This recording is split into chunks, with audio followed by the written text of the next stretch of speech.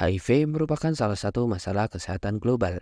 HIV menargetkan sel darah putih tubuh dan melemahkan sistem kekebalan tubuh.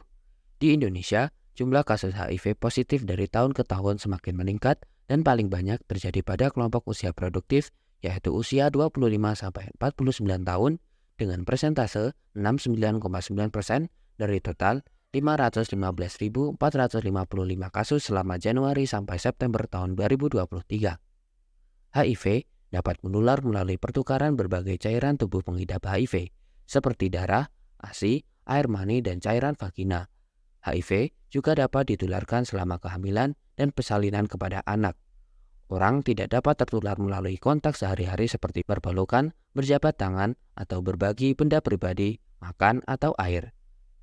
ODA adalah singkatan dari orang dengan HIV/AIDS, yaitu penderita yang mengarah pada pengertian bahwa orang tersebut sudah secara positif didiagnosa terinfeksi HIV/AIDS. Gejala HIV bervariasi tergantung pada tahap infeksinya. Penyakit ini menyebar lebih mudah dalam beberapa bulan pertama setelah seseorang terinfeksi. Namun, banyak yang tidak menyadari statusnya hingga tahap selanjutnya.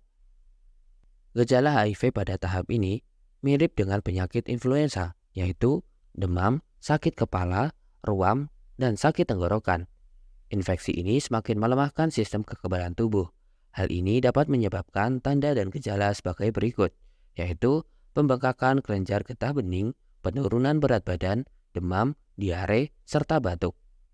Perilaku dan kondisi yang membuat orang berisiko lebih besar tertular HIV/AIDS yaitu melakukan hubungan seks anal atau vagina tanpa kondom, menderita infeksi menular seksual seperti sifilis, herpes, chlamydia, dan gonore, terlibat dalam penggunaan alkohol dan obat-obatan terlarang dalam konteks perilaku seksual, berbagi jarum suntik, alat suntik dan peralatan suntik lainnya, serta larutan obat yang terkontaminasi ketika menyuntikkan obat, menerima suntikan yang tidak aman, transfusi darah dan transplantasi jaringan, serta prosedur medis yang melibatkan pemotongan atau pendidikan yang tidak steril, dan juga mengalami luka tertusuk jarum suntik yang tidak disengaja di kalangan petugas kesehatan.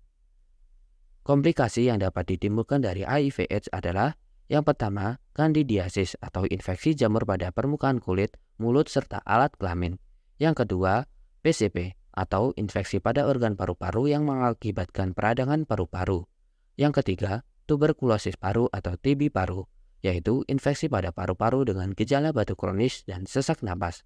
Pencegahan HIV merupakan langkah penting dalam mengurangi jumlah infeksi baru dan mencegah penyebaran virus ini di masyarakat. Beberapa cara pencegahan HIV yang dapat dilakukan adalah yang pertama, abstinence dan awareness atau tidak melakukan hubungan seksual sama sekali adalah cara pencegahan yang efektif dalam menghindari penularan HIV, khususnya bagi remaja dan orang dewasa muda. Selain itu, memperkuat screening HIV bagi mereka yang beresiko tinggi, termasuk pada pekerja seks komersial. Yang kedua, be faithful atau setia pada satu pasangan adalah langkah pencegahan yang dapat mengurangi resiko penularan HIV. Yang ketiga, kondom dan circumcision atau menggunakan kondom saat berhubungan seksual beresiko dan sirkumsisi atau sunat bagi laki-laki.